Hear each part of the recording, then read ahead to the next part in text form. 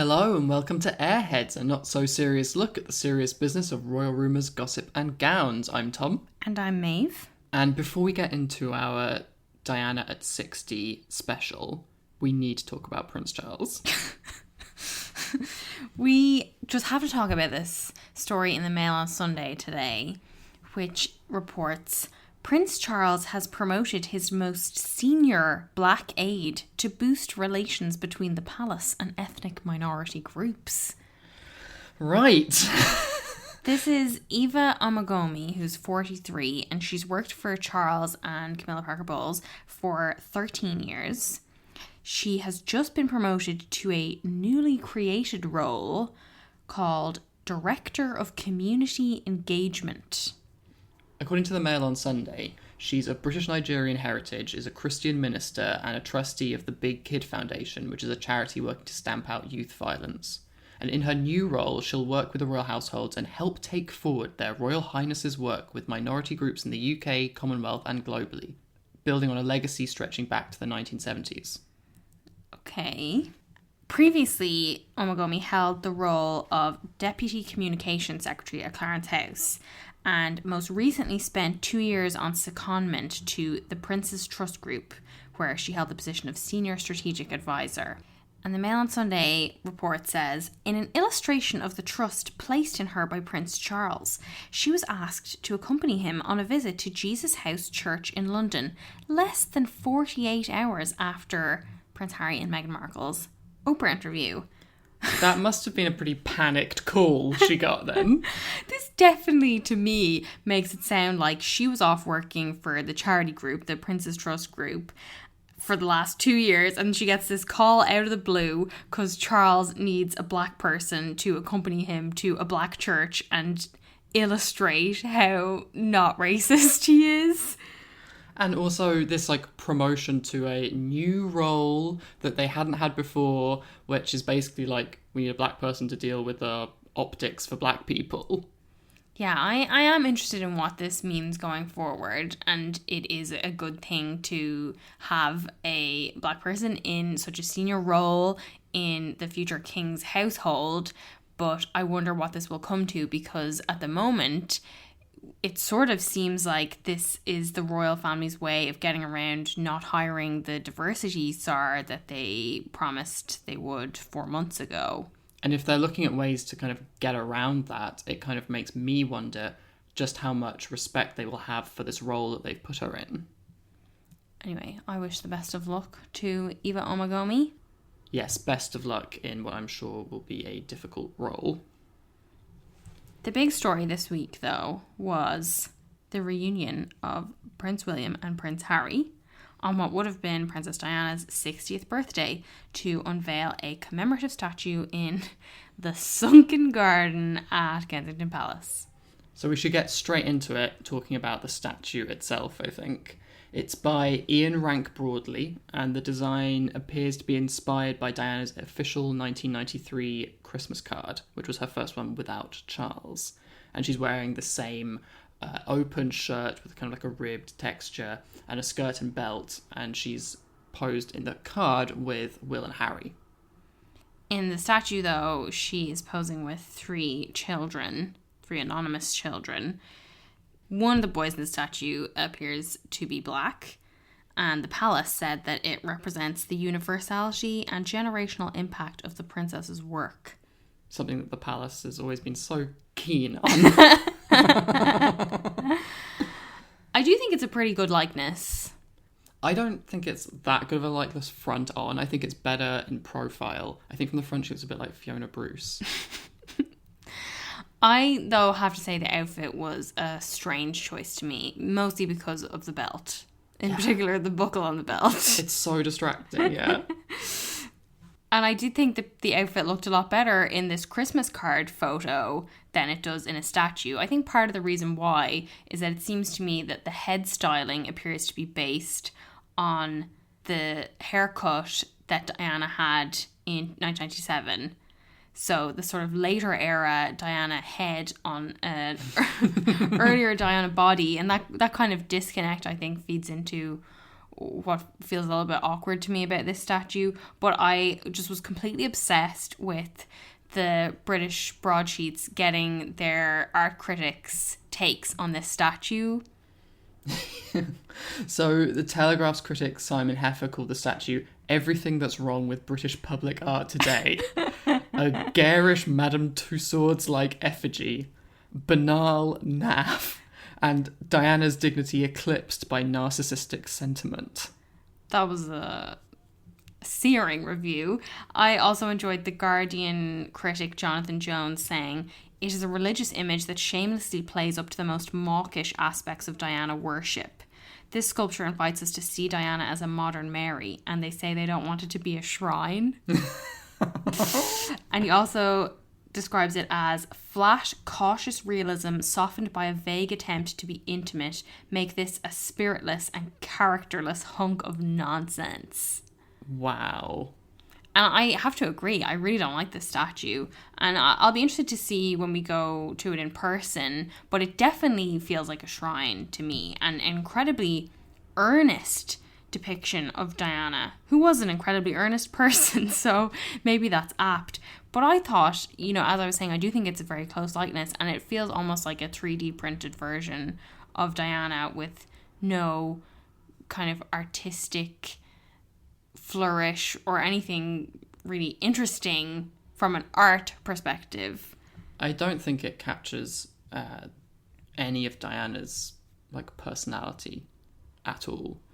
And I definitely think if you just wanted an incredibly realistic statue, which seems to be a trend nowadays in British sculptures anyway, you know, what is the point of that if you can just open your phone and look at a picture of Diana immediately that will look much more like her than this, which I think is a bit plainer than Diana was facially.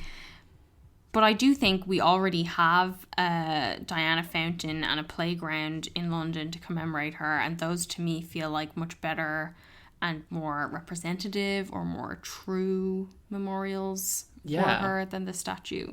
Absolutely. Like this person has said, it is like a shrine. Like, what, you go and you visit it and you gaze up at her.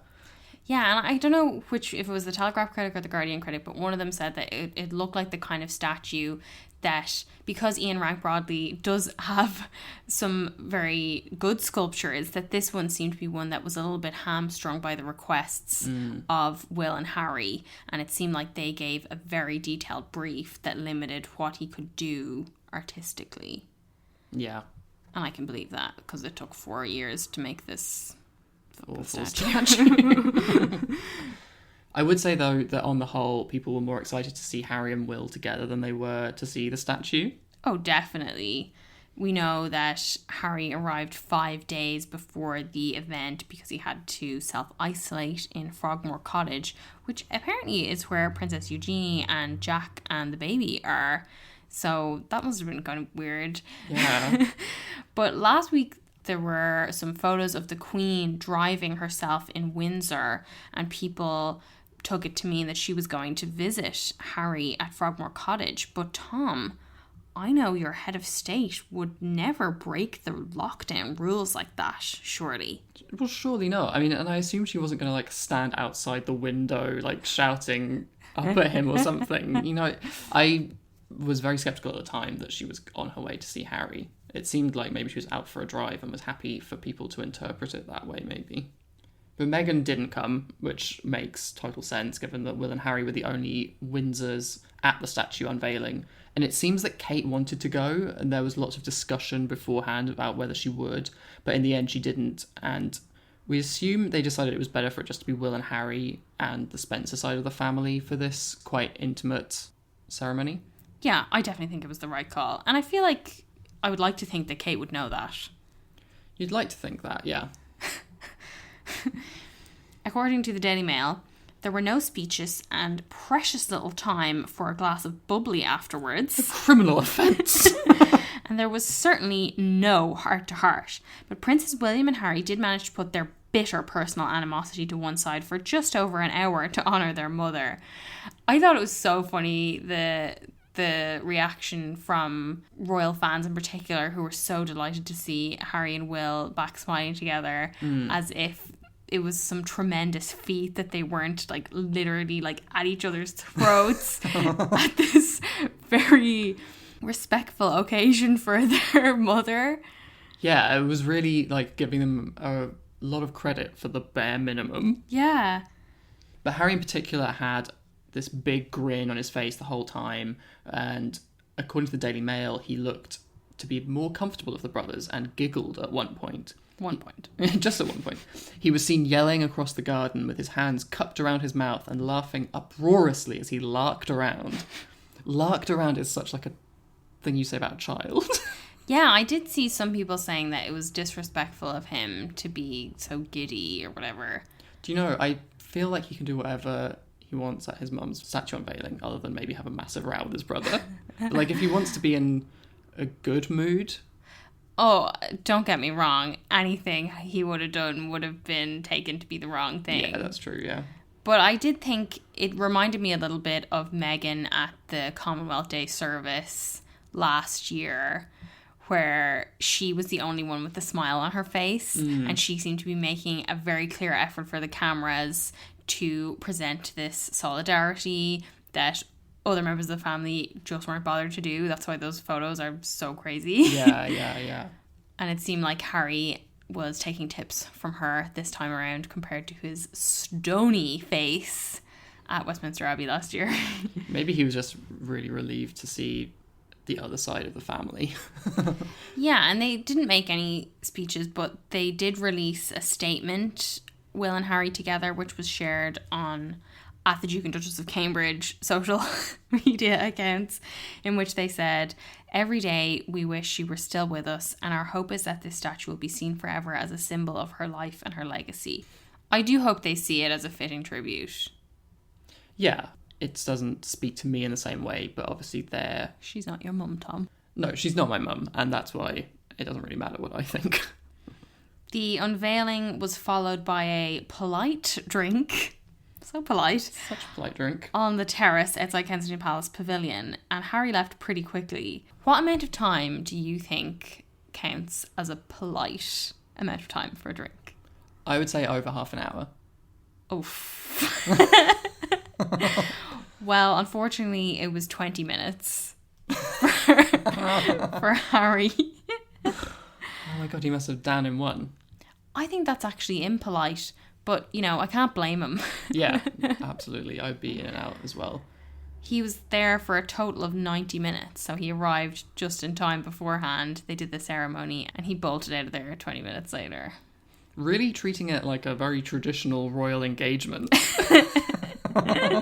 He was seen then driving to Heathrow the following day, so he only had less than 2 days out of quarantine. He kept this trip very, very short. I was a little bit surprised at that, honestly. Yeah, I thought he might hang around a bit, but I guess, you know, he probably had plenty of time to chat with Eugenie in the house. So, but our main focus for this episode is our sort of mini book club on Tina Brown's The Diana Chronicles. I wouldn't call this a mini book club, Tom. That's true. I guess I just mean we didn't really give people enough notice to read it as well. So I think a lot of our listeners will have read it already, and if you haven't, I would highly recommend it. Yeah. We had read it before, but this time we wanted to talk a little bit about the things that stood out to us, particularly in light of recent events. Yeah. But this book by Tina Brown, who is a former editor of Vanity Fair and The New Yorker, is widely regarded as the most comprehensive book on Princess Diana. It is very extensively sourced, and she talks to all kinds of people. Yeah, and she kind of moved in similar circles to Diana. Yeah, she used to work at Tatler, so she was very familiar with that whole society crowd. And she met Diana as well a number of times. Shortly before her death, they had lunch with Anna Wintour in New York. Just impossibly glamorous. I think what this book does best is that it humanizes Diana.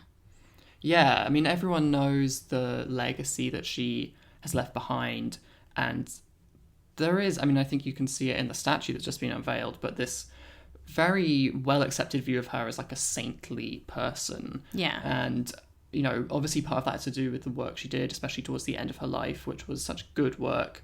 And I think another part of that is the ill treatment that she suffered at the hands of the royal family. But what often gets left out when people discuss Diana is the fact that she was a real and messy, complicated person. And I think a lot of those moments are captured so well in this book. Yeah, I think Tina Brown is pretty clear-eyed about Diana. Like, she's obviously very fond of her. And I think she is sympathetic at times, but she'll also call out behaviour that seems contradictory. And she's not afraid to look at those more unflattering moments in Diana's life, which is what you want in a book like this. Yeah, absolutely. You know, in any book about anyone, like, nobody is perfect, and it's very boring to assume the person that you like has no flaws. This edition that we were reading has an introduction by Andrew Marr, and it stood out to me that he notes in his introduction that people were more innocent and naive back then when Diana was alive, and he suggests that we wouldn't buy into the Diana story today. And I think he has a point, because I was thinking about it while I was reading as well, and the world today does feel like a much more cynical, divided place, and I don't think that kind of collective support would happen now for anyone, really. Because he says that Diana came to mean something to millions of people that was, to be blunt, silly and unreasonable. No fallible human being should ever have been the glossy receptacle of so much panting expectation. And I think that really rings true. Like, nobody is this kind of infallible being. And while I agree that I don't think anyone will get the same collective response that Diana has, I do think that we see aspects of that in royal watching. Definitely. I guess it's just that that sort of fairy tale narrative doesn't have the broad appeal that it did back in the 90s, the 80s and 90s. Yeah, people bought into it definitely in a much bigger way than they would now. I thought we could start, I guess, sort of do it chronologically and start by talking about her childhood. Yeah. And I'm sure a lot of people will be familiar with a lot of the biographical details, so I just wanted to pinpoint some of the more striking aspects to me. One of which is that John Spencer, Diana's father, started dating her mother, Frances Shand Kidd, when she was 15. And he was 12 years older than her, 27. Which is not something that would be okay now. Like, he had to wait until she was 17 to officially start courting her. But it was fine because they were able to have phone sex until then. Oh my God. They married when she was 18, which is a very young marriage, and it did not work out. Yeah. She is described as having bolted, and she divorced Diana's dad, and there was more messy family drama because Diana's grandmother, her mother, testified against her in the custody hearing. Yeah. Which is the kind of drama that would really stick with a child. Yeah, definitely. And then to make things worse, Diana and her siblings, Sarah, Charles, Jane, and John, were incredibly hurt when their father married his second wife, Rain, without telling them. Diana had to read about it in the newspaper, and apparently when she next saw him, she slapped him across the face. Incredible. But Rain, his second wife, she's kind of amazing. She was the daughter of the romance novelist Barbara Cartland, who was one of Diana's favourite authors, if not her favourite, given how little she apparently read. But Rain was described as an iron fist in a velvet glove.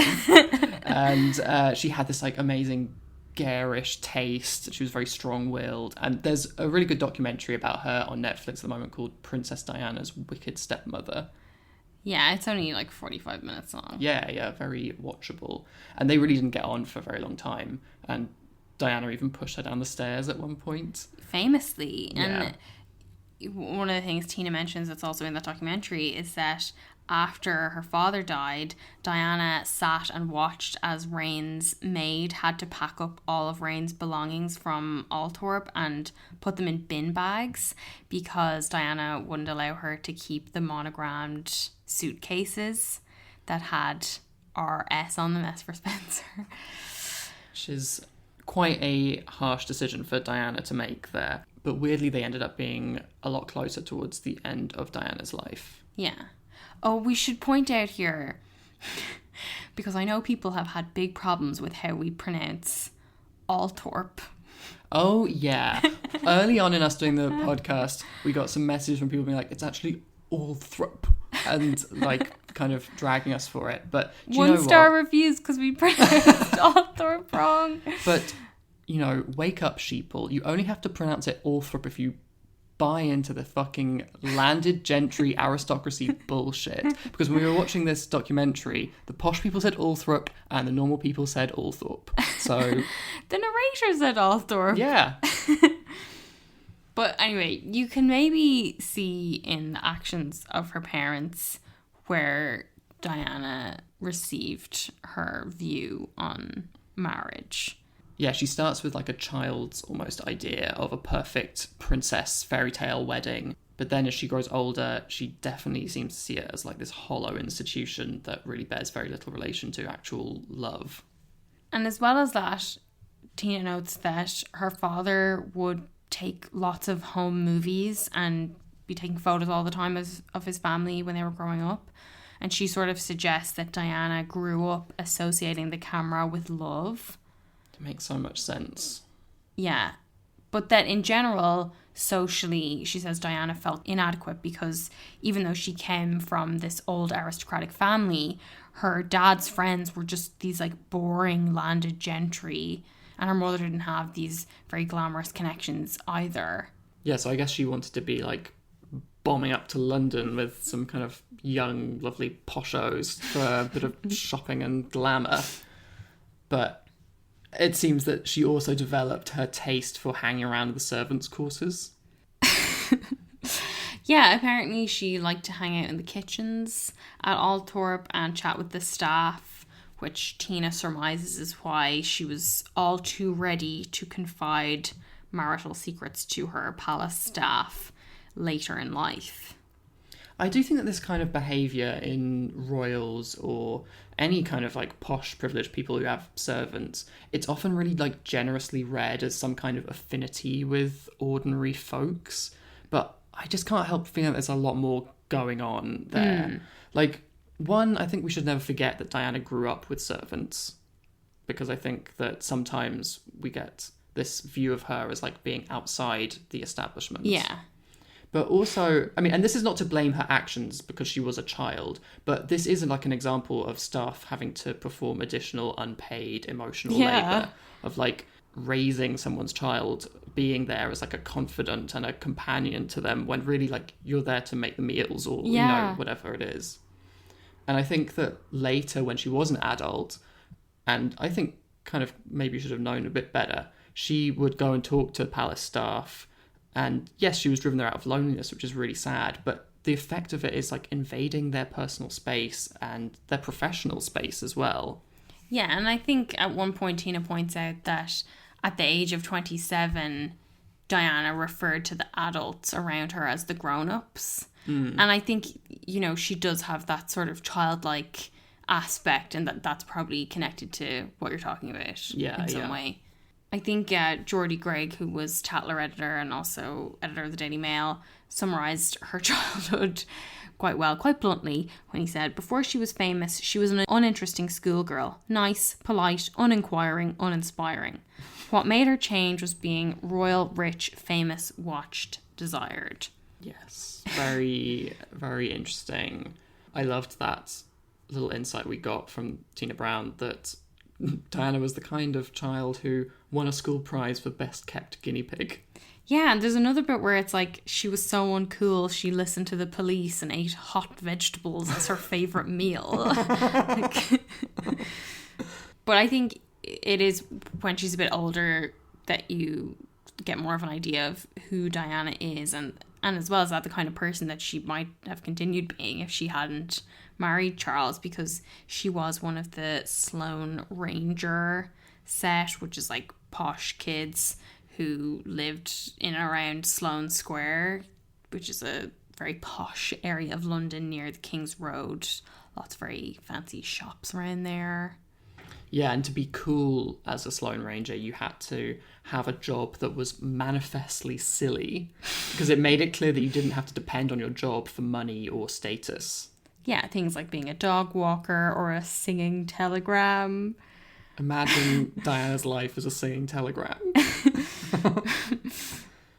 Another option would be to go to a finishing school or something like that would prepare you for married life with like cordon bleu cooking programs and stuff like that. And Diana did do some of that kind of thing. Yeah, but I think what this illuminated for me was, I don't really like this word, but how unaccomplished Diana was, or how unambitious she was. That, you know, she didn't have any real aspirations for her career or anything like that. And especially when you consider her in contrast with Kate Middleton, for example.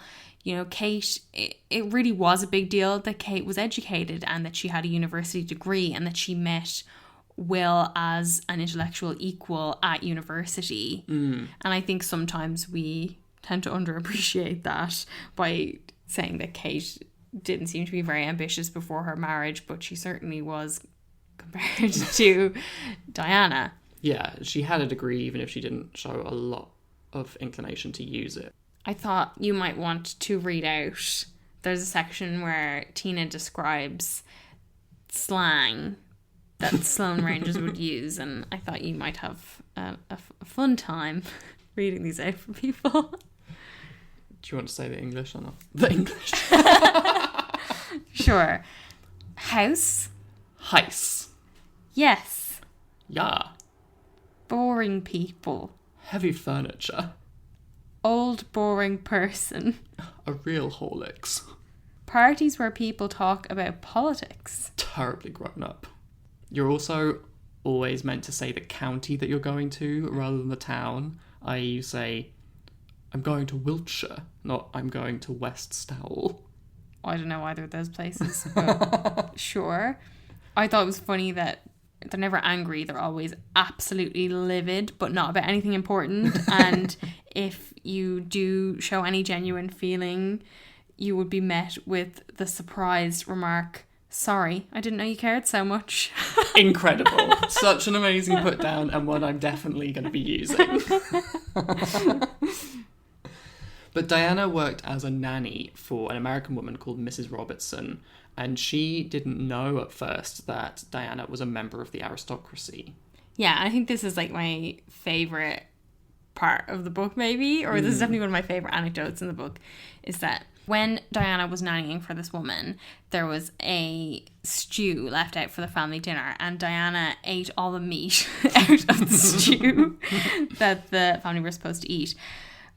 So Mrs. Robertson left a note for Diana saying that she was welcome to anything in the kitchen that she wanted, but asking her to replace anything that she finished. So Diana, in response, left a loose cheque from Coutts, which is a very posh bank over here, on the sofa, which had the name Lady Diana Spencer written on it. This is absolutely amazing, passive-aggressive way to let Mrs. Robertson, her boss, know she wasn't just the help, she was a Lady Diana Spencer. So good. Like, it's this kind of insight into Diana that I absolutely love, because it's so much more interesting to read about someone with these kind of passive-aggressive, borderline rude, well, actually very rude. Very rude. like, moves than somebody who's kind of very sanitized or whatever. But while she was working, I guess maybe up until this point, Mrs. Robinson didn't realize that Diana was moving in royal circles, and like she would take the kids to see her sister, who was living in a Grace and Favour apartment in Kensington Palace because of her husband's job. And so when she said, oh, we're visiting my sister who lives in Kensington, the boss didn't have any idea that it was Kensington Palace. But this sister also had use of a holiday cottage in Balmoral, so they were able to go there and start moving in these kind of very elite circles. And one weekend, Diana and her friends went to watch Charles play polo, and Diana later claimed that Charles had been all over her, but Tina calls bullshit on this, and she talks to Sabrina Guinness, who said Diana was all over him. She was flirting, she was giggling. In the evening at the barbecue, she was sitting on his lap looking up at him and saying, I've got no fillings in my teeth and no O-levels. Do you think that matters? Clearly it didn't. That's so amazing, that Got line. no fillings in my teeth. Do you think that matters? Wow. But whether or not Diana was actually in love with Charles, or whether she just loved his title or the prospect of what she saw as a marriage that wasn't allowed to be broken, it certainly seems from Tina Brown's account that a good deal of planning and preparation went into Diana's wooing of Charles. Yeah, like, as we saw in The Crown, she suffered through that whole Balmoral routine. Although, once they were married, her outdoorsy interests seemed to vanish. Yeah, so it seems like she really played the Balmoral game perfectly, definitely. rather than she just happened to be perfectly suited for this kind of environment. And she very quickly realised that Charles had a tendency for self-pity and consoled him after his mentor, Dickie Mountbatten's funeral, saying she thought he looked very lonely at the service and he did so much to look after him. She had rightly sensed that the way to puncture the royal reserve of the heir to the throne was to appeal to his deep reserves of sympathy for himself. She also learnt from her sister's mistakes because she had dated Charles briefly. Sarah, yeah. But she was apparently too eager, too available, too recklessly indiscreet. Yeah, that absolutely mortifying quote that she gave to the media about how she wasn't in love with Charles and if he proposed, she'd say no. It's just, oh my God. I feel like even now she must like wake up in the night sometimes and be like, why did I do that? But, I mean, I guess Charles was in search of a virgin bride. Gross. Horrible, but that's what kind of seems to be the main appeal of Diana to the royal family, according to Tina Brown anyway. And Tina does give some analysis on that very iconic image of Diana wearing that see-through skirt at the school, and how this photo instantly enchanted the public with its delightful mixture of feminine messages, modesty, sexuality, and affection for children. Just like a combo that's tailor-made for someone from Charles's background where they're obsessed with their nannies. Yeah, and she says, it was a story England in its shabby complaining mood wanted and needed. Even though Diana, someone says, took one look at it, went bright red and put her hands up to her face in absolute horror. Feel for her, that must have been a really excruciating moment. Yeah, and like possibly a real wake-up call for the kind of attention she'd be getting going forward. But there was one incident that really brought Diana into the royal fold, and it was when a mystery blonde was spotted entering and leaving the royal train while Charles was on board. This was before they were married, and the party line was that it was Diana and that she was supported in muffling the truth by a network of polished operators who had agendas of their own. There's truly nothing more royal than manipulating the press. And there's all this kind of back and forth about, was it Diana, was it Camilla? Tina seems pretty confident that it's Diana, but I think, you know, whether or not she was on it, this is more striking to me as an example of Diana learning the royal press machine. Yeah, it does really make me think that, you know, Camilla was such a presence in her life right from the very beginning. We might have mentioned before that one of our favourite Diana Camilla stories is that the day that Charles and Diana's engagement was announced, Diana found a letter on her pillow from Camilla inviting her to lunch and saying, "I'd love to see the ring." But the letter was dated 2 days earlier, so she already knew. And I think, yeah, you have a few of these incidents where it seems like Camilla is really exercising her power as the very comfortable mistress. But Tina Brown does question whether Camilla's actions towards Diana came out of confidence or fear, because, you know, apparently she didn't see Diana as much of a threat at first, but that obviously changed as time went on. I do love this description you've got of Camilla as comfortable mistress. I feel like nothing's ever described her better. I want to talk about the ring. Yes. What does it tell us about Diana that she picked the biggest, most expensive ring that she was offered? But then later, she claimed she didn't even like it. I mean, possibly what I would do with the royal family as well. Like, yeah, give me the most expensive, the biggest one. Absolutely, yeah.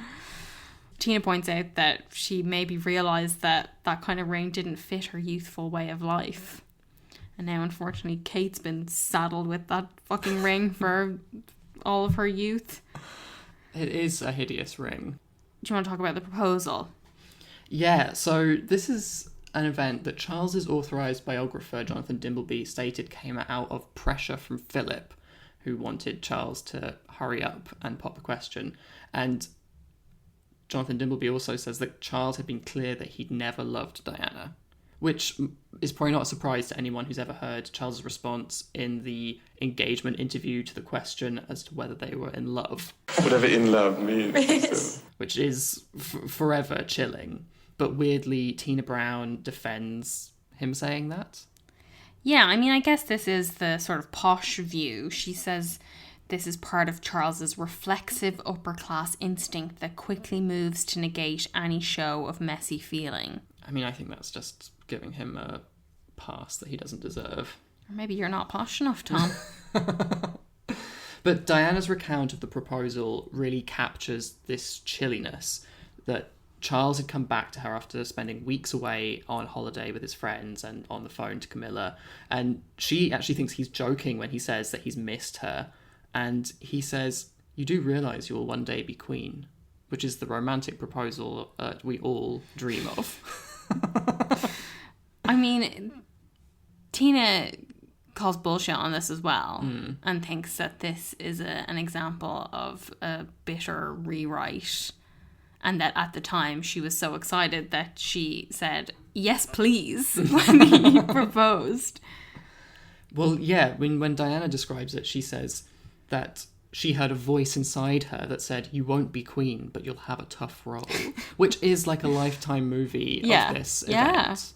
And I do think it's kind of unsurprising that we have this rewritten or airbrushed view of Diana and her legacy, given that Diana started doing it herself during her own lifetime. Yeah. When you have that view, you sort of imagine Diana as a kind of pawn or a puppet who was being puppeteered through the wedding. But Tina explains that Diana did have quite a big role in choosing her wedding dress, at least, and that she was insistent in her demands, that she wanted those big puffy sleeves and the 25-foot train and all the lace and everything, that the dress was the fulfillment of her princess fantasy.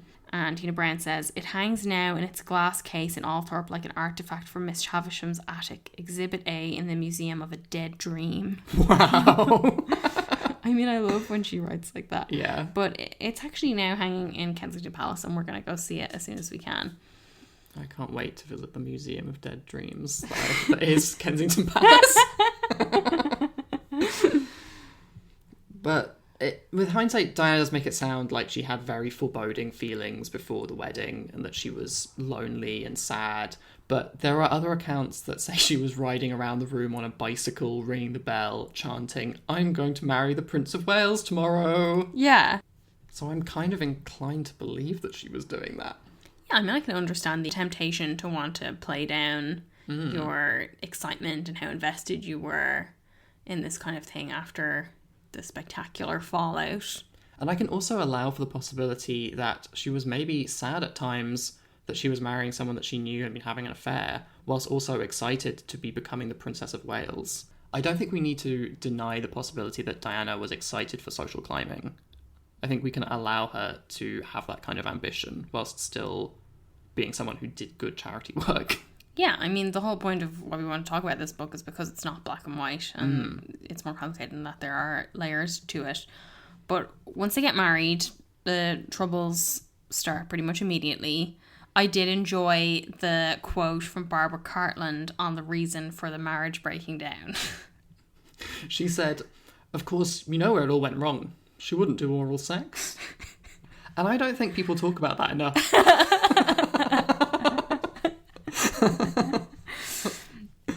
Tina Brown quotes Charles telling a friend of the honeymoon, "That first night was nothing special.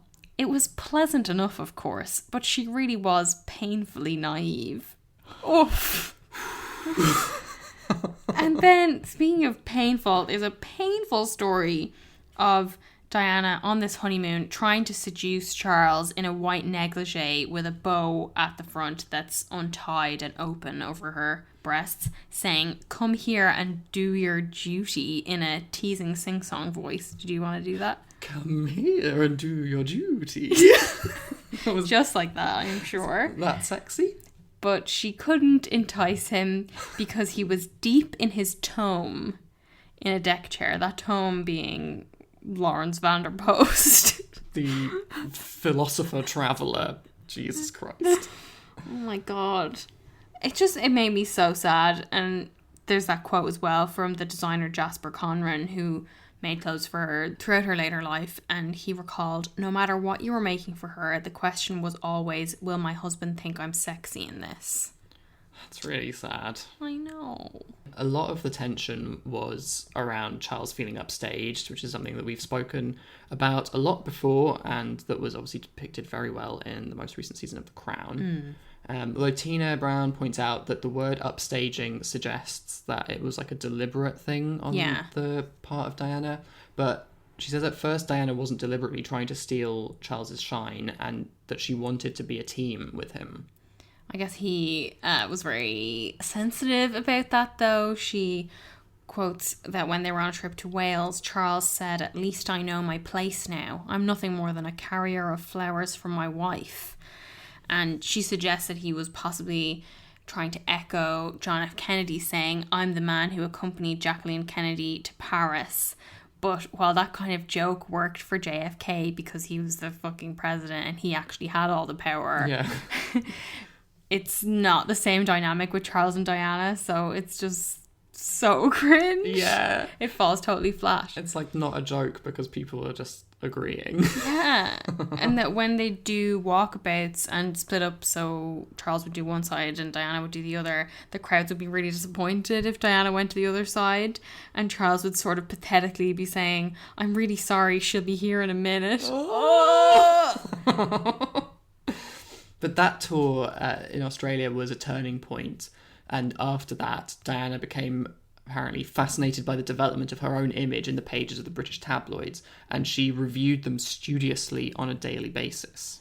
Yeah, and she did eventually start wielding her power to upstage Charles. She gives a few examples, such as when Diana visited the Taj Mahal alone after Charles had publicly said that he wanted to bring her there.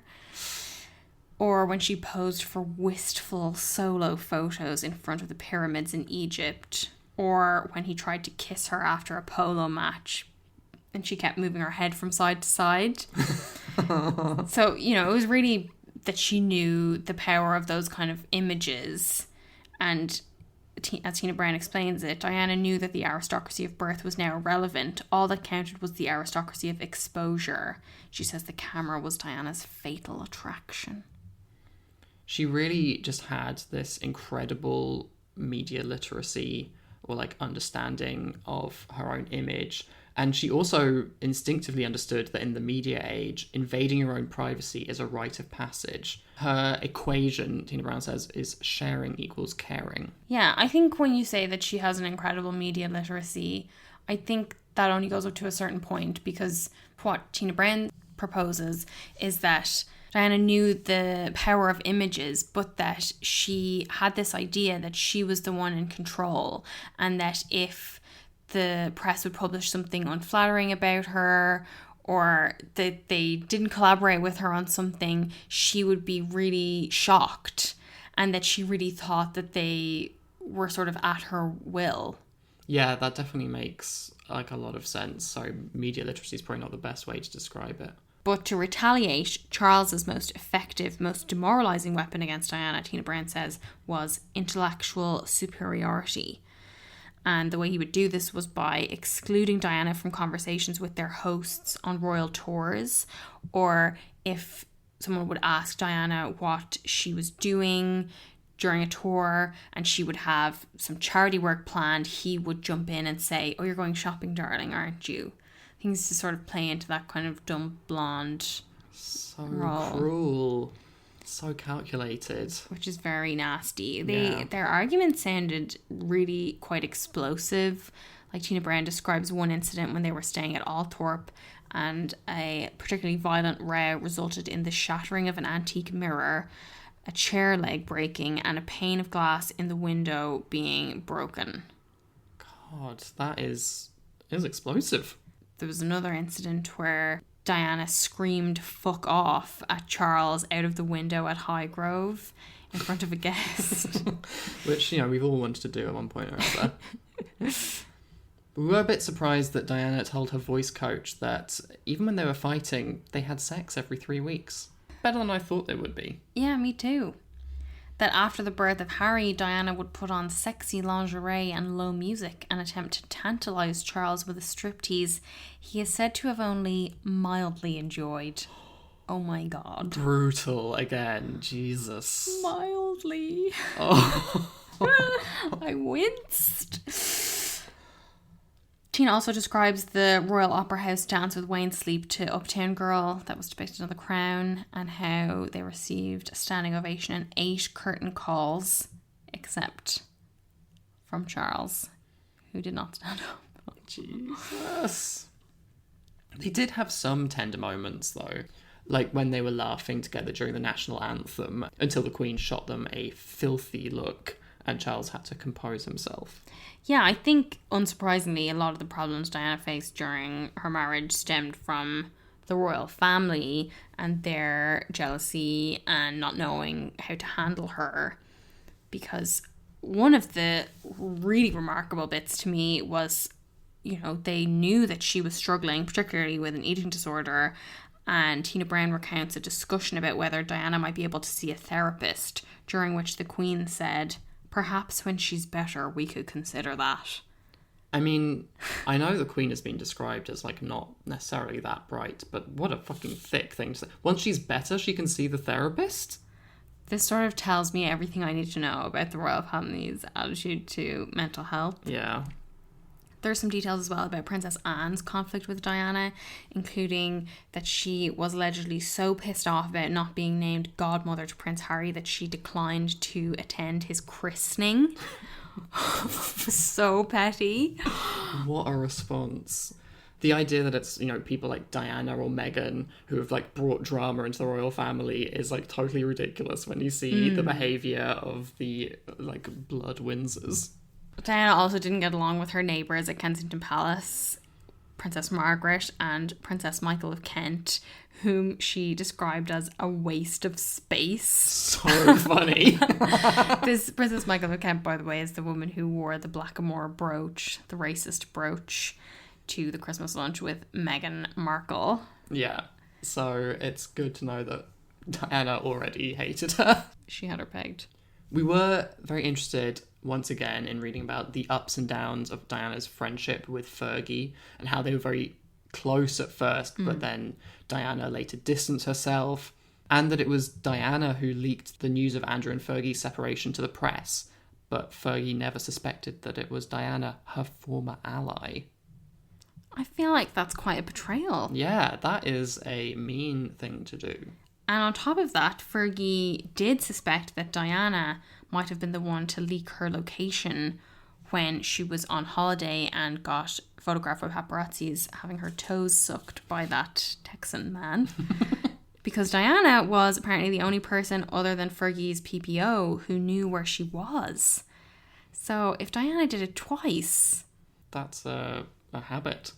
Yeah, and I think as well as that, not just about Fergie, but there were a few references to Diana's habit of freezing people out, that she literally would not speak to them from one day to the next so they didn't know where they were, and that she would cut people off, particularly if they started to criticise. That's very interesting, and it makes me think about Will and Harry and maybe some of their, at least relationships with staff and stuff. And I think it is really quite a contradiction of the dominant image of Diana as a very warm, welcoming person to have these more chilly tendencies. There was as well that incredible story about how Fergie and Diana fell out for good. Apparently it's because Fergie wrote in her memoirs that she got a verruca after borrowing a pair of Diana's shoes. And that was it. They were done. I love how much of the relationship between the two of them revolves around feet. As Tina Brown put it, goddesses don't get warts.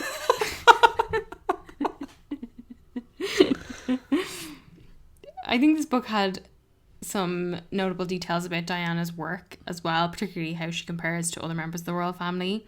Like, one palace official notes that she was much more professional than Charles, for example. What a surprise.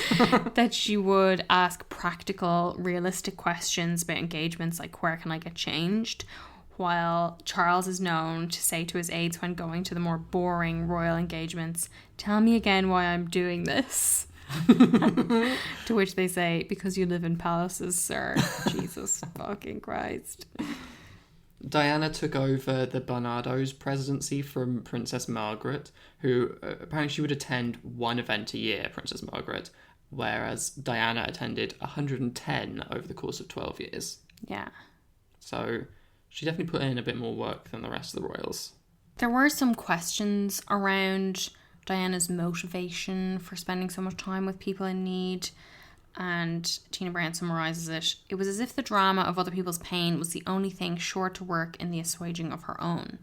Does it really matter if the needs of the public also happen to serve her own need for applause? Which I think is a really good question and a very interesting one because, you know, do people do things out of like pure altruism? Like, probably not. Like, you've got to get something out of it, right? Yeah, and I think another thing that struck me was there's a line in the Squidgygate tapes that Tina mentions when Diana talks about her connection to suffering people after being commended for her work with AIDS patients. And she says, it's not only AIDS, it's anyone who suffers. I can smell them a mile away. And I do think we have to listen to those tapes because I think the tone of that obviously matters a lot. But it does sound colder and more calculated than I would expect from the People's Princess. Yeah, and I mean, it reminds me a little bit of like the discussion around philanthropy and like how billionaires kind of do PR work for themselves by giving money to charity, and how, you know, could you say something similar about Diana's work in terms of showing how much she cares for people who are suffering? I mean, I think the difference is that with these billionaires, they benefit from structures that deprive people of that money, whereas I don't think Diana's like compassion comes from a place that particularly hurts anybody else. And it doesn't really bother me to think that she was getting something that she fundamentally needed out of these interactions, as long as the other people were as well. Yeah, I'd agree with that. To go back a little bit, Diana got pregnant very soon into her marriage. So she was 20. And this was a lot sooner than Charles had expected. He thought she would sort of spend a couple of years building up her kind of royal profile or whatever. But Diana knew that providing an heir and a spare quickly would make British people happy, and it did. Well, not quite everyone. Tina says that the news of Diana's pregnancy flabbergasted feminists who were already baffled by Diana's willfully retro life choices. I think we probably would have been a bit surprised as well. Yeah, I was thinking about this when I was reading it because of that bit in the introduction about Andrew Marr saying that people were more naive or more innocent back then, and I sort of had in mind what would my perspective of this have been, you know, my little speculative fiction I was writing. If I was around back then, or if Diana was here now, would I have also been baffled by this? And I think definitely, because even when Meghan got engaged to Harry, I couldn't wrap my head around the idea of this woman abandoning her career and independence to join this toxic institution that stipulates that she has to walk a few steps behind her husband for the rest of her life and wear fucking flesh-coloured tights. You know, all that kind of stuff was a real head-scratcher for me. And I think that would have been a big issue for me, for both of us, at the time with Diana as well, especially at such a young age, to be making these huge decisions. Yeah, and I think it probably would have brought up for us a like broader conversation about this like social class of girls, of young women who were not educated and who didn't have like a career path in mind other than to marry into kind of, I guess, smaller versions of the royal family. Yeah. I mean, I suppose the difference with Diana from Meghan and even Kate is that she wasn't really stepping away from anything in particular when she married Charles. Yes. Other than a group of friends. And I guess the possibility for a happy life. God. Everyone is full of praise in this book for Diana's parenting, though, especially how different it is from traditional royal parenting. Like, one example is how, as we know, she brought baby Will on the Australia tour, and when they got back, the courtiers told her that she couldn't bring her kids on tour ever again, and she stood up to them and she said in that case she wasn't going to do long tours or any kind of trips when her kids were home from boarding school. And Charles reportedly really admired Diana's spirit because he never took a stance like that himself. Yeah, and her American friend Teddy Forsman said she was a great mother and very bad to herself.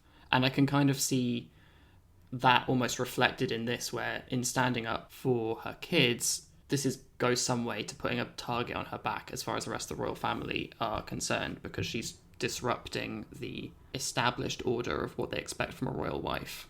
I mean, I'm sure this quote also refers to other ways in which she was not good to herself as well, but... Yeah, I think Diana knew how important that image of her as a mother was and how that was a big part of her appeal for people. I think one example of that is in the Martin Bashir interview for Panorama, when he asked her about her affair with James Hewitt. She, Tina Brown says, used Will to render her infidelity a forgivable lapse, and that she sort of rerouted the conversation by saying, William produced a box of chocolates and said, Mummy, I think you've been hurt. These are to make you smile again. Which you could see as quite a manipulative thing to do. Yeah, and I think there is an element of using her kids as a shield for criticism. Yeah, and certainly making her into the victim in this situation. Yeah. She also told Tina Brown, apparently, all my hopes are on William now. I'm hoping he will grow up to be as smart about handling the media as John Kennedy Jr. Which I think is quite a lot of pressure for a teenage boy who is already the heir to the throne. So I did sort of feel for Will at that moment. Yeah. If my mother was going around saying that to journalists about me. We were surprised, though, once again, at how consistently messy her relationships were. It's from her first affair, which was with a bodyguard, Barry Manakee, who was killed in a car crash a few months after their relationship ended. Yeah, and she believed that he was murdered by the security services for having an affair with her, although an inquest concluded that it was an accident. Tina outlines a sort of pattern where she characterises Diana's lovers as existing for her only insofar as they would be there to serve her needs, and that Diana could be extremely possessive of her lovers, that she wanted to rearrange their lives and own their futures. Like, one of the examples she gives is that when she was having the affair with James Hewitt, that he was ordered to go work in Germany, and Diana wanted to call up his superiors and get the order countermanded, even though he was happy to go. Yeah, and then apparently with Hasnat Khan, she wanted to change his surgical schedule so that he could go travelling with her, even though he didn't express any interest at all in doing that. Yeah, so there was this kind of element of interfering that seemed to be present in a lot of her relationships. The most alarming example to me was her, I guess you call it, harassment of Oliver Hoare, who was a dealer in Islamic art, and he was married, and Diana would ring his house phone over and over, sometimes as late as midnight, and because he was dealing in Islamic art, his wife thought it might be Islamic terrorists and made Oliver Hoare report these calls to police, who then traced the calls and discovered they were coming from an apartment in Kensington Palace. Oh my god, it's so awkward. But I do think that her attitude towards these affairs, it does really seem to me to reflect what we were talking about in her childhood, where she doesn't seem to have a respect for the institution of marriage in terms of sleeping with other people while you're married. But also she wants to control the trajectory of the relationship totally, which is also kind of something that marriage would traditionally do. So it seems like this uneasy kind of mixture of wanting the fairy tale story or the fairy tale romance without, having much respect for the tradition of it. Yeah, and I think Tina Brown points out that Diana was very frustrated when her affairs were reported in the press because it didn't line up with her image as a victim and Camilla as the homewrecker, that this painted Diana as someone who could be seen as a homewrecker by having repeated affairs with married men. Yeah, it really flips the perspective, I think. And I was thinking about you a lot when I was reading this, because I was thinking, like, if you are sympathetic to Camilla, that it might be very aggravating to see how Camilla takes all the flack for having had an affair with a married man just because the married man that she had the affair with was so famous, when Diana had affairs with a number of married men. Yeah. And what about their poor wives? Welcome to the dark side. No. But did that occur to you when you were reading this? As a Camilla stan? No, absolutely. I think that, I've always felt that Camilla was there first, and that this kind of idea that Camilla came in and wrecked a marriage is a bit misplaced. Do I think that, Camilla always behaved well? Absolutely not. Do I care? Not really. Do I think that the whole situation is very unfortunate? Of course. But yes, reading this time and seeing just how many of Diana's relationships were with married men made me think that had she lived, would her legacy or her kind of almost like icon status have been compromised? As we were saying, we do have to listen to the Squidgygate tapes at some point, but I did love some of the extracts that Tina Brown included. Like when James Gilby was saying, "I haven't played with myself for a full 48 hours. And Diana replied, "I watched EastEnders today." Absolutely love that energy. Really incredible. We also really liked the information that Diana called her vibrator Le Gage. Because it was bought in Paris. I mean, I was obsessed with the detail that Diana watched Casualty every Saturday night and kept a copy of Grey's Anatomy on her bedside table to learn about medicine when she was pursuing Hasnat Khan. Casualty is a medical drama sort of soap in the UK, which in many ways paved the way for Shonda Rhimes' Grey's Anatomy. Yes, in many ways. But, what wasn't fucking funny was that Hasnat Khan received racist threats in the post after rumours of their relationship were published, and Diana tried to laugh it off, but he was not amused. I thought that was a little bit reminiscent of Prince Harry learning about racism through his relationship with Meghan. I don't know if Diana learned in the same way. Yeah. Doesn't sound like it from that example. Speaking of Harry and Meghan, though, I think it's very striking to read about the fallout from the Andrew Morton and Martin Bashir interviews in light of Harry and Meghan's Oprah interview. And Tina Brown notes that Diana thought the royal family's response to the Morton interview would be remorse, not rage, that she didn't plan for the day after, and she believed a single volcanic act could fix everything. I was wondering, that kind of impulsiveness, we talk about that with Harry and Meghan. Do you think that's similar? Yeah, I do. And I think that I find it slightly hard to believe that Diana thought that the royal family would be remorseful, given the way that she describes the royal family in those interviews. But can definitely draw a line between the motivations and the hope that, doing one big thing will change the narrative. Yeah. In reality, there was much rage. A lot of yelling, particularly from Philip. Also, on another occasion, I don't think it was after this interview, but when Philip later threatened to take away her HRH, Diana said, "My title is a lot older than yours, Philip."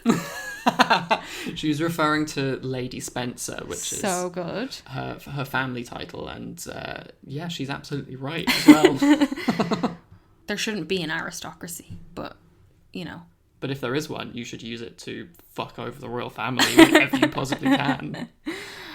I was wondering, what did you think of the Queen's letter to Diana, which basically told her to agree to a divorce, and which she wrote, "Dearest Diana," and signed it, "Love from Mama." Did that seem kind of passive aggressive to you? Does it feel a bit like an iron fist and a velvet glove? Yeah, I feel like maybe the Queen had a huge amount of fun writing that. But I do think the public response to Diana's interviews was a different story to the royal family's response. The incident made her a lot more sympathetic. The British public felt that they had shared her journey from romantic naivety to bitter experience, according to Tina Brown. I did also like the point that she arranged the press release announcing the Panorama interview was going to go out on Prince Charles's birthday. How much do the royals love ruining each other's birthdays? This is a royal tradition. It's so funny. But the opinion polls after the Panorama interview, the Mirror had a poll which found that 92% of people supported Diana's appearance on this Panorama broadcast. The Sunday Times had a poll 2 weeks later with 67% of people thinking that Diana was right to do the interview. 70% believe that she should be given a goodwill ambassadorial role abroad, and only 25% thought she should play a less active role in public life. Which is very different from the polling after Harry and Meghan's Oprah interview. It was a YouGov poll that said only 31% of people had a positive opinion of Meghan and only 45% liked Harry. Yeah, I think that's sort of the big difference between those interviews, that while neither of them had support from the royal family, Diana's did have enormous public support from British people. Yeah. Unlike Harry and Meghan's. I think there's any number of reasons for that. You know, obviously there is the fact that Meghan is an American woman, that she is a black woman, that she is older, that she was an actor. Yeah, a lot of things that play into people's perception. And I think, it's weird to me because I think that the treatment of Diana, once it came out in these interviews, was almost seen as like a betrayal of the British people who identify with Diana, even though she was like incredibly privileged and came from the kind of background that very, very few people in the UK have. And I think that the Diana story had been such a part of British people's lives for much longer, that since she was 19, and that they, like Tina said, followed that trajectory, whereas with Meghan it was only for like 3 years. Yeah. But I also wonder if it's because we are a much more cynical people now.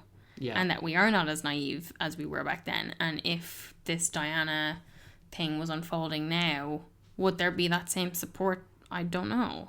Yeah, I mean, I do, not to go kind of keep harping on about it, but I do wonder what the response to Diana's affairs would be now. Because I feel like maybe even back then, as well as this naivety, maybe there was more of just this kind of assumption that people in the kind of upper echelons of aristocratic society were always just like fucking each other and no one really cared about it. Tina Brown does give some details about how the palace attempted to interfere with Diana's career and dull her shine. I guess this is the operations of the men in grey suits, although she does point out that Fergie called them that.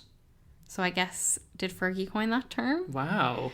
But anyway, so some of these efforts were that they rejected Diana's request to visit the site of an IRA bomb attack and a request to attend the funeral of the Labour leader John Smith, and also to organise a trip to Bangladesh. They just kept shutting her down, that they would send members of the royal family instead. To keep the attention on themselves. Yeah, or in the case of the funeral of the Labour leader, nobody went because that was too political. But Diana was generally drawn to what we see now as very modern, but at the time were very taboo causes for the royals. Things like AIDS, homelessness, mental health, eating disorders. And I think Tina Brown does a good job of outlining how Diana would talk about these things. When she would give speeches, she would speak in such a way that indicated that she had personal experience of something, such as bulimia or depression, but without speaking directly about that experience. So it helped to break the stigma, and it also helped those affected people feel like they could relate to her. Yeah, without, opening her up to accusations of stealing the spotlight. Yeah, and that's something that you can really see in, for instance, Harry doing that landmark interview with Bryony Gordon a few years ago where he talked about his mental health on the podcast.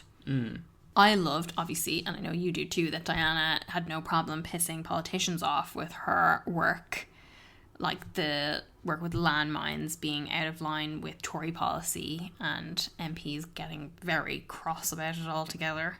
And the detail that she did the landmine walk twice to ensure that the photographers got the best pictures, because she knew how important it was to have incredible pictures that would go around the world. Yeah, I think that's the other most striking detail from this book that I always think of whenever I think of the Diana Chronicles.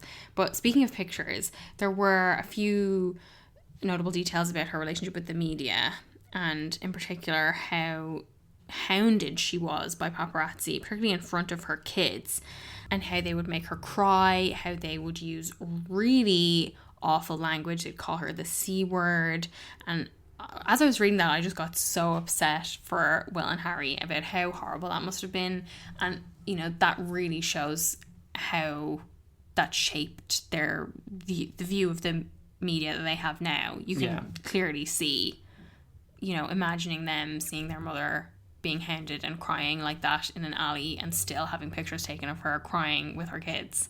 I know, and it makes sense that Harry reacted so strongly as soon as he started to see a similar thing happening with Meghan. Yeah, that's an absolutely formative experience, I would imagine, for him.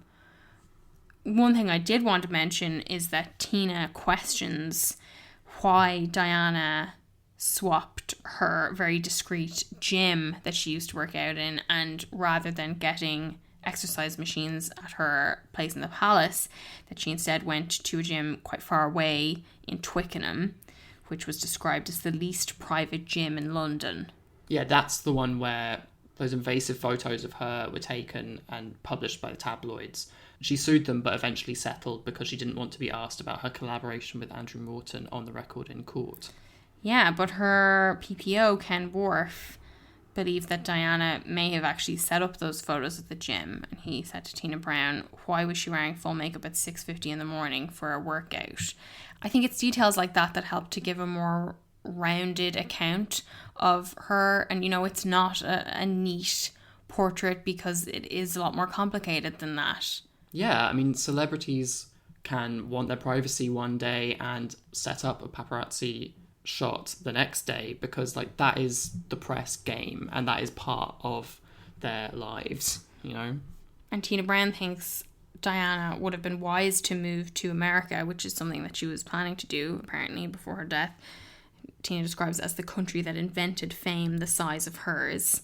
But I really liked this quote from the critic Clive James, who said Diana believed against all the evidence that there was some kind of enchanted place called abroad, where she could be understood and where she could lead a more normal life. I was wondering, do you think Harry has that kind of view as well, or is just like anywhere but here? Like, yeah, I think so. I mean, I don't think he would have necessarily always have been going to America, but I think that because that's where Meghan's from, it made a lot of sense for them. And I think that wanting to be somewhere where there's like a semblance of control over the press, I feel like America maybe makes sense, because even though the tabloid culture is very different in America from what it is here, the kind of perhaps process of setting up these kind of shots and the engagement with the press at least has the illusion of affording the celebrity in question more control over the image.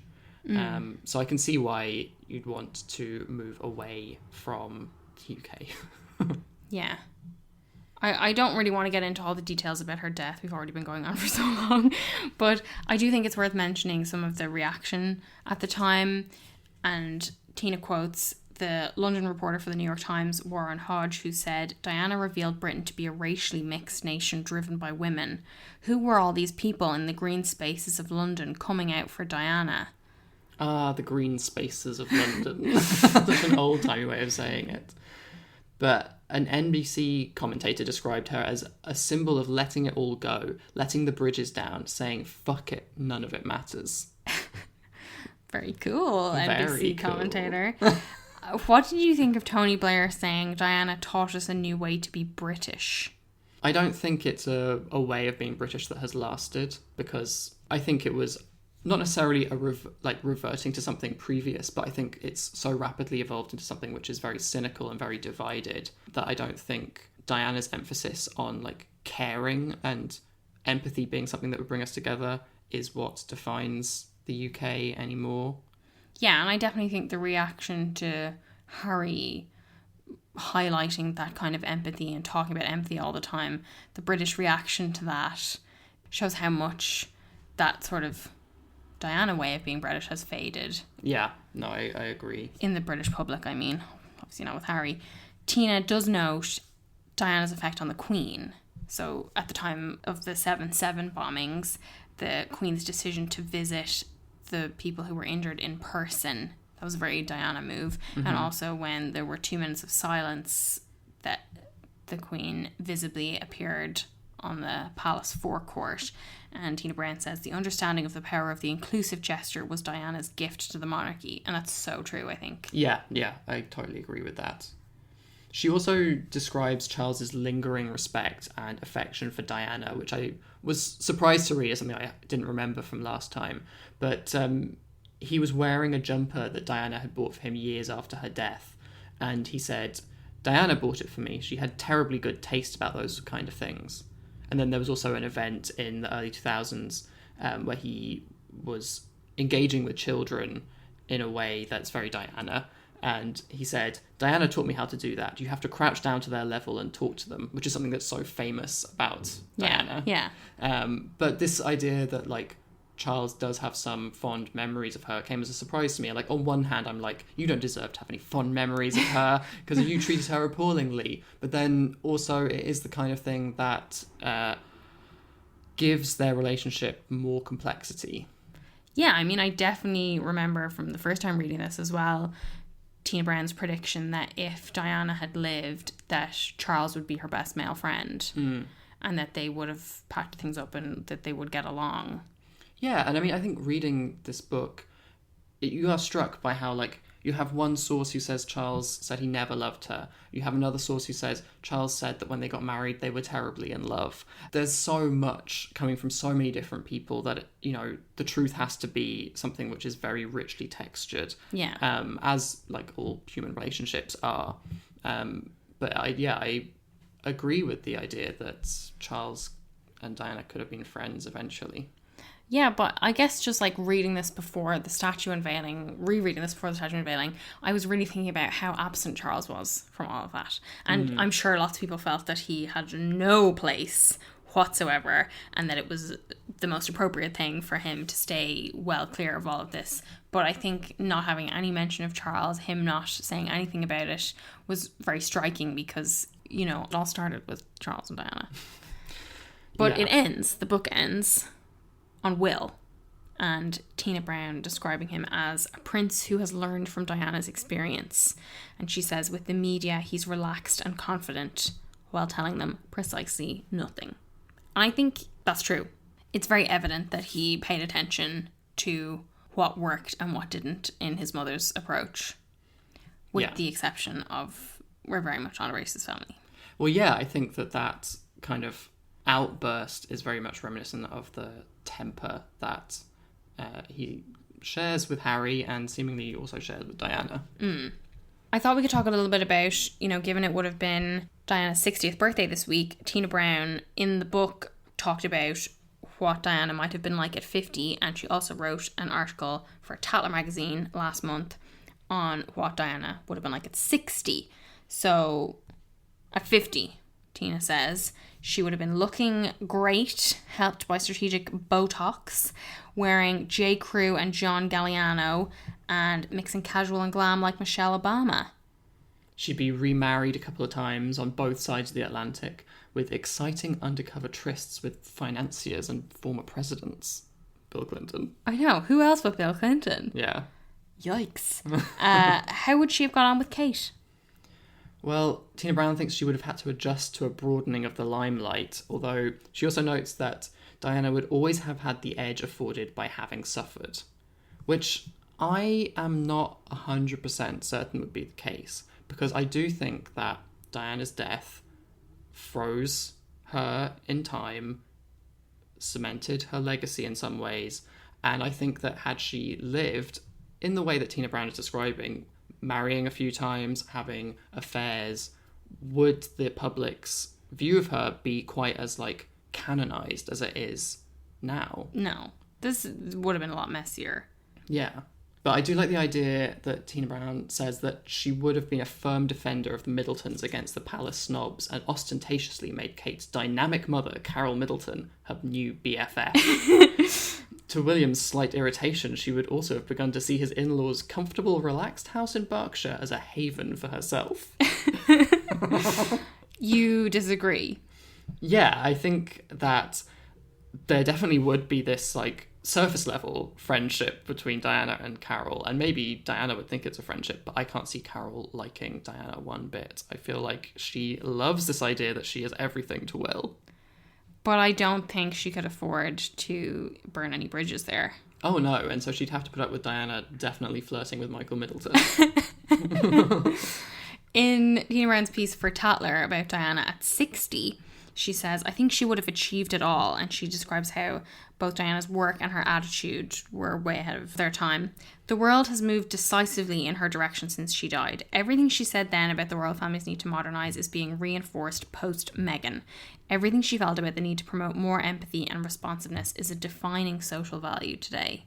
And I wonder, like, we were just saying that, you know, the UK has kind of possibly backslid since Diana's death. Do you think if she was alive, the UK itself would be a better place? God. Oh my god. Yeah, maybe, Tom. Yeah, maybe it would be.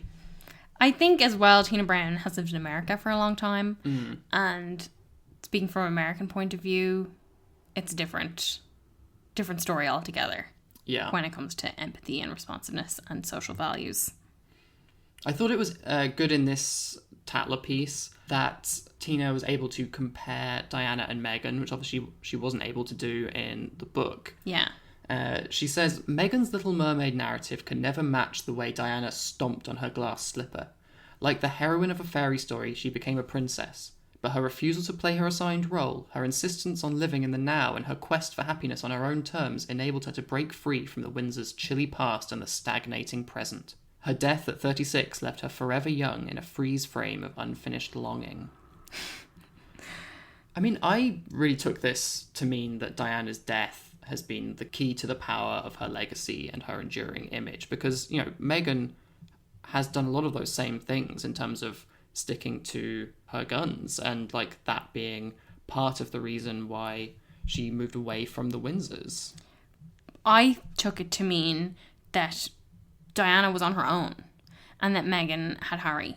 Okay, yeah. And that Diana was doing all of this by herself, and that people saw her as the heroine because it was just her. Okay, yes. It was her that was breaking free, not her and Charles. And she shattered the glass slipper. She rejected the Prince Charming. Yeah. Yeah, no, that makes more sense. Well, no, I think it could mean any number of things, and that's why I'm really excited that Tina Brown is supposedly writing a new book in which she's going to write about Meghan as well. So yeah, I am dying to read it. Yeah, it's rare to find this kind of writing about the royals that is balanced. Yeah, balanced, and leads you to so many like different thoughts and understandings of these people. I think it's obvious by now that we love this book. Yeah. And we've spoiled basically everything in it, but I would still recommend reading it because there's loads of stuff we couldn't fit in. I took like 10 pages of notes reading this, so there's tons else. And there's so much stuff about Camilla that I was just longing to talk about, but it doesn't belong in this episode. But when we eventually do our Camilla Parker Bowles special episode, we will revisit the Camilla sections of Diana Chronicles. And the 4 of you that are interested in that will be delighted, I'm sure. But we should move on to our quote of the week. Let's vroom vroom on. I want to talk about this amazing interview. Well, I want to talk about Fast 9, the 9th installment in the Fast and Furious franchise. Introducing our new podcast. Which stars Helen Mirren. She's been in a couple of them now. But she has a car chase scene in London, which takes her outside Buckingham Palace. And she talked about this in the New York Times, where she said, I couldn't believe that they closed down the mall going to the palace. I'm sure the Queen must have been out with the binoculars, don't you think? Watching it all from the top bedroom window. Oh my God, what are they doing? Mirren again, really? Will that woman ever leave me alone? I love the idea that the Queen feels plagued by Helen Mirren. You should watch the movie, by the way. In IMAX, if possible. Highly recommend. Yeah. But, she's not the only contender for Quote of the Week. We also had Charles talking about Barbra Streisand for a hospital radio show. Sensational. He said, "I've always been a great admirer of the incredibly versatile American actress and singer, Barbra Streisand." He described meeting her when she was filming the sequel to Funny Girl in 1974. "I shall never forget her dazzling, effervescent talent and the unique vitality and attraction of her voice and her acting ability. This next song, Don't Rain on My Parade, is therefore full of special memories of, I hardly dare to think of it now, 47 years ago." I love the Charles and Barbra Streisand romance. Yeah, I ship them. Really good. Also love that Charles is doing like a hospital radio show. Yeah, he did a little playlist of all the songs that make him want to get up and dance. One of which was La Vie en Rose. The Edith Piaf version, not the Lady Gaga version. I was going to say, do you think he's seen A Star Is Born? Probably not, sadly. He's seen the Barbra Streisand one, though. Oh, big time. That's probably the only one he recognises. I love Barbra Streisand once famously said that if she played her cards right, she could have been the first Jewish princess. And here's Charles reminding us of what could have been. But fit for a king / fit for a queen this week. Got one of each. Yeah. Our first is Prince George, who went to watch the football at Wembley Stadium with his parents, but rather than letting him wear his England jersey, they dressed him up like a little accountant. Oh my god. This poor boy in his little suit. So shit. I'm sorry. Let the kid wear a t-shirt. Imagine how much the other kids at school be making fun of him for wearing a suit to a football match. So embarrassing. I don't understand why they did it either. Like, Will and Kate were dressed like real smart, obviously. But the kid could have worn the fucking jersey. Yeah. Ugh. Poor George. Well, it looked like he had a great time anyway, even if he was dressed in a silly little costume. Also, fit for a queen, Kate, the patron of the All England Lawn Tennis Club, headed for a day out at Wimbledon on Friday. And this outfit, I felt, had many nods to Diana. So she was wearing her navy Smithson blazer, which she's worn a few times. It has that cutout on the back. She had a white top and a navy pleated polka dot skirt by Alessandra Rich. This is the skirt version minus buttons of the navy pleated polka dot dress that we like so much.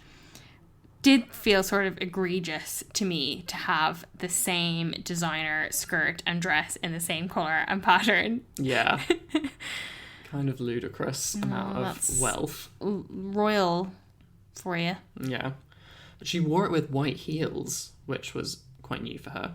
Yeah, I don't think I've ever seen her in white heels. I think they were Jimmy Choo, but they felt very 80s to me, and they sort of brought to mind Diana, as well as the general sort of the navy blazer and the polka dots. The polka dots with the block colour top felt quite Diana as well. But then she had this little white bag that felt quite like the Queen to me.